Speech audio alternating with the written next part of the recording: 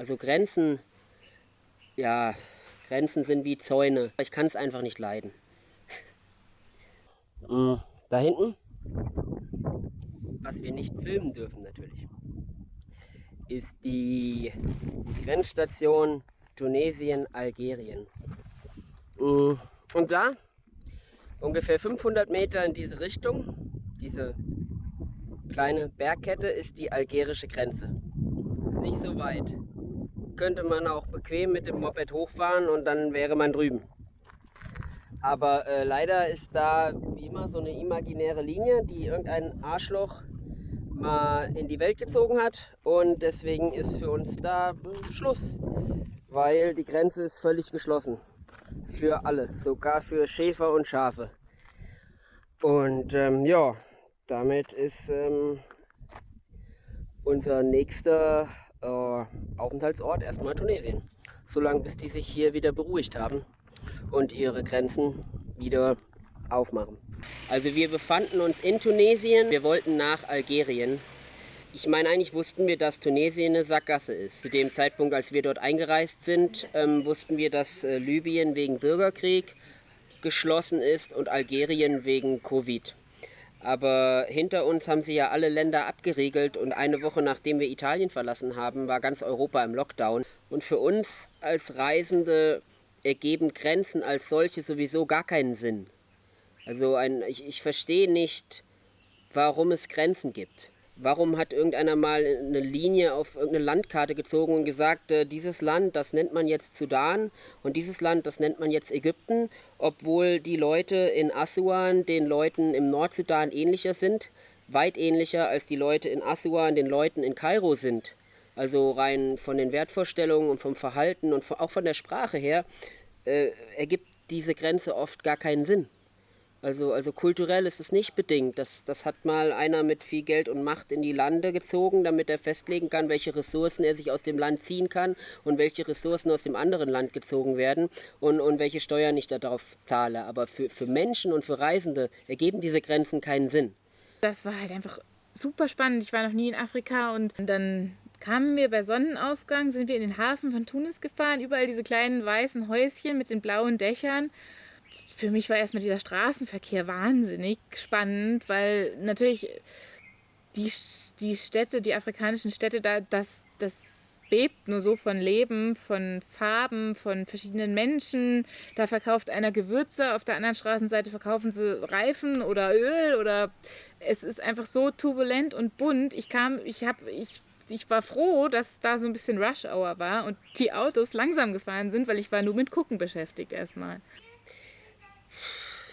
Also Tunesien war sowieso erstmal cool, weil wir es nach Afrika geschafft haben. Also wir sind von der Fähre runter, und für mich war es das zweite, für die Joanna das erste Mal, aber wir waren wieder in Afrika, und dieses Gefühl, einfach das darüber geschafft zu haben, das war so der erste große Schritt, von dem auch keiner irgendwie gedacht hätte, dass wir es machen.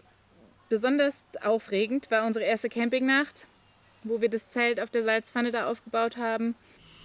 Es war nach unserer Quarantäne in besagter Wohnung der erste Abend, die erste Nacht in Afrika, für Joanna die erste Nacht in Afrika überhaupt im Zelt. Und natürlich sind wir nicht auf den Campingplatz gefahren. Für uns war das ja normal. In Südamerika haben wir sehr, sehr oft wild gecampt, überall. Und es war nie ein Problem. Und dann malerischer Sonnenuntergang. Dann haben wir uns ins Zelt gelegt, und wir sind ja dann früh schlafen. Also wenn das Licht weg ist, gehen wir ins Zelt, dann lesen wir vielleicht noch 1, 2 Kapitel und dann Augen zu, und am nächsten Tag geht's raus mit der Sonne. Gegen 10 Uhr abends, da war es schon, glaube ich, 3 Stunden dunkel, Liegen wir da im Zelt und hören auf einmal Motorengeräusche und Stimmen, und auf einmal gehen wie so 3 Flakscheinwerfer an. Mit einem Mal war es taghell in dem Zelt. Also als hätte einer die Sonne wieder angeknipst. Und ich musste mir dann erstmal eine Unterhose anziehen. Und dann bin ich da in meiner Unterhose rausgewatschelt aus dem Zelteingang. Die hatten halt mit diesen Humvees unser Zelt umstellt. Und der Josh ging nur raus und meinte, du bleibst erstmal drinne. Dann standen da wirklich 2 Humvees, also so große amerikanische Militärfahrzeuge, wie man sie aus den Filmen kennt. und einen Mannschaftswagen, so von 3 Seiten um das Zelt. Die hatten oben ihre Flakscheinwerfer aktiviert. Ich habe 3 Schatten geworfen wie am Fußballfeld und dann stand da alles voller Soldaten. Und da hatte ich halt wirklich echt Angst, weil du nicht weißt, du kennst die Kultur nicht, du weißt nicht, was passiert, du weißt nicht, was die jetzt von dir wollen. Und da dachte ich, ja okay, jetzt holen sie uns, jetzt ist vorbei. Das sind jetzt die Terroristen, von denen alle sprachen, so ungefähr. Aber natürlich war das wieder, war alles wieder viel einfacher, viel ungefährlicher, als wir uns das gedacht haben. Es war einfach so, dass die nachts Patrouille fahren, weil es gab ja zu dem Zeitpunkt auch eine Sperrstunde, nach der keiner raus durfte. Ja, und dann fahren die natürlich auch durch diesen Nationalpark, auch um zu gucken, dass da alles rechtens ist. Und dann haben die dieses Zelt gesehen, weil das Zelt, das reflektiert Licht, damit da keiner drüber fährt. Und das siehst du von unheimlich weit leuchten. Ich nehme mal an, die haben durch Zufall in die Richtung geleuchtet mit den Scheinwerfern, haben die Reflexion gesehen und haben sich gedacht, das gucken wir uns mal an. Und dann stand da dieses Zelt und diese 2 Mopeds und dann wussten die nicht, was das ist. Ne? Ich meine, die haben durch ihre Medien dieselbe Panikmache in ihren Köpfen, gerade als Polizisten und Militärs. Da sehe ich den ganzen Tag Geister, weil das ist mein Job mehr oder weniger. Naja, und dann haben die mit dem Schlimmsten gerechnet und haben gedacht, wir sind irgendwelche Terroristen da, die da irgendwie den nächsten Sturm vorbereiten mit unserem tarnfarbenen Zelt und unseren Offroad-Maschinen. Und naja, haben sie uns erzählt, ja, wir wollten nur mal gucken, was hier Sache ist. Und dann ging es denen natürlich auch darum, sofern wir Touristen sind, sind die auch um unsere Sicherheit besorgt. Also die haben dann auch gesagt, hier, pass auf, das ist nicht ganz ungefährlich hier.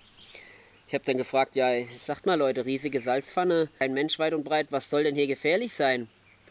Ja, da haben sie auch kurz gegrübelt und dann meinte der Boss, ja, hier gibt's Wildschweine. Ja, tatsächlich, du wirst es nicht glauben, Deutschland ist nicht gefährlich, aber Wildschweine haben wir auch. Dann haben sie uns natürlich geraten, wie das wahrscheinlich ihre Pflicht ist. Ja, also ich würde euch raten, ihr kommt jetzt mit uns auf den Campingplatz und sicher und so. Und sag ich, nee, weißt du, ich bin schon im Halbschlaf, ich pack jetzt hier nichts zusammen und fahre hier auch nirgendwo hin. Okay, ja gut, dann lasse ich euch meine Nummer hier. Ich bin der Chef der örtlichen Garde National und wenn ihr auf irgendeinem Quadratmeter meines Landes ein Problem habt, dann ruft ihr mich an, ich komme vorbei, ich regel das. Wie gesagt, innerhalb von diesen 10 Minuten war ich erstens so ängstlich und zweitens so verwundert und positiv überrascht. Wenn man quasi aus Europa kommt, hat man Angst vor solchen Situationen. Aber meistens wollen die einem ja nichts Böses und sind einfach nur so nett und hilfsbereit. Das war ja bewundernswert, bemerkenswert. Wunderschön einfach. Und solche Situationen hatten wir eigentlich auf der ganzen Reise. Und dann geht es immer gut aus und die wollen einem immer nur helfen.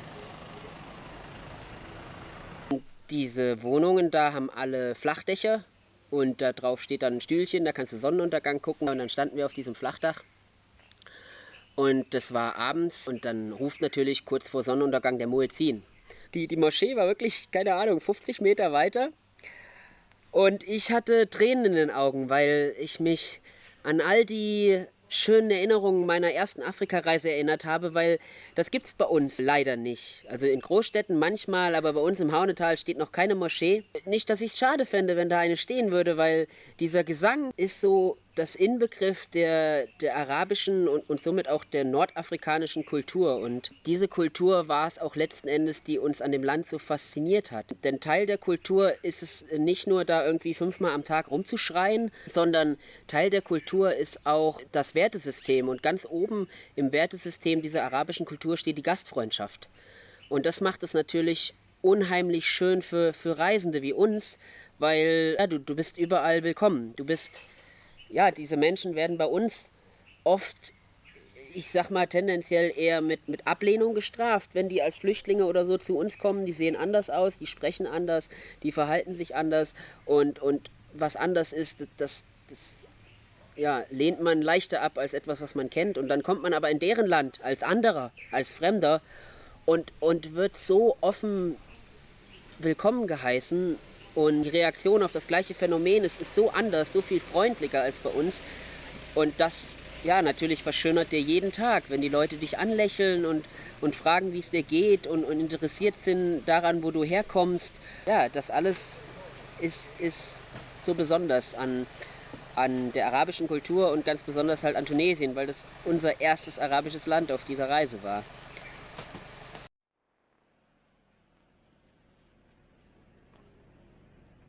wie man einen Lenker korrigiert. Mit neanderthalensischen Mitteln. Man nehme einen großen Stein und einen Schraubenschlüssel und eine Haltedame. Haltedame, bitte den Schraubenschlüssel halten. Da vielleicht nicht, dann hast du gleich keine Finger mehr. Da vielleicht.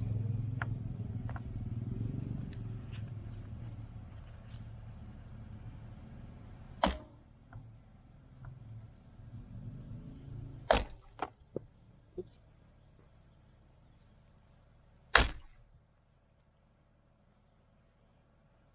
Da tut sich was. Jetzt so halten. Das ist ja kaputt. Nochmal.